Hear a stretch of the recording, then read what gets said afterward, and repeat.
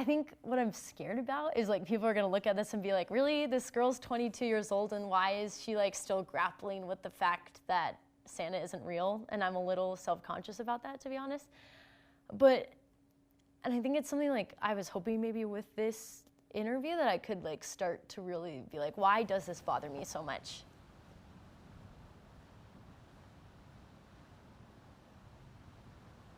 Okay, so one afternoon, my mom had dropped me off at a lady in our church's house. Her name was Mary Ailery. And she just has really strong beliefs in everything that she does, and she's very opinionated. And one of her biggest opinions that she has is that she doesn't want her kids ever to think that Santa is real. And it was close to Christmas time, and I had mentioned to her, I promise I'll be a good little girl for you because, you know, my mom says if I'm good that Santa's gonna come and he's gonna bring me presents.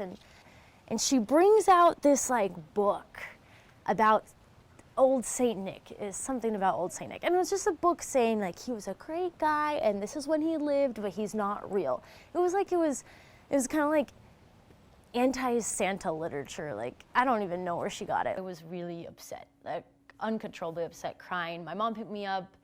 My mom was concerned because I was upset, and when she was able to calm me down, I remember telling her in the car ride home, like, you know, every time I come over, Mary tells me that, you know, that Santa isn't real. And I always, you know, tell her, yes, he is. And I'm like, Mom, like I fight for Santa kind of a thing. And she doesn't like confrontation, but she was really upset by how much I was upset by it. And she ended up confronting Mary the next Sunday at church, and Mary got really upset at my mom. Like, I remember she was like really like kind of questioning my mom's like ability to parent, and said, you know, like that's a horrible decision. Like, what if your kid grows up and when she finds out that Santa's real, then she questions whether Heavenly Father is real, whether Christ is real, whether her testimony is real.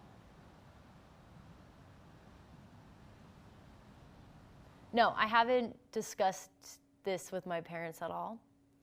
And I think it's just like, to be honest, I think it's like, as I've grown up, I've come to realize that my parents like actually withheld like a lot of things from me. Like right before, like the day before I left on my mission, I found out that my uncle had been cheating on my aunt for like a period of over 20 years.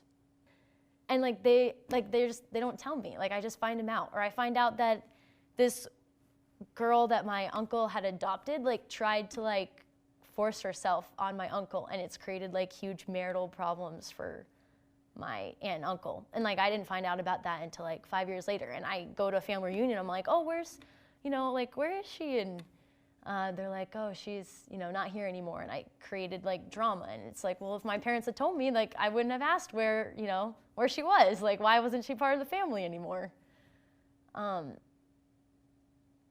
I think that's why, like, I'm mad that my parents didn't tell me about Santa, because I feel like there's a lot of things they didn't tell me about.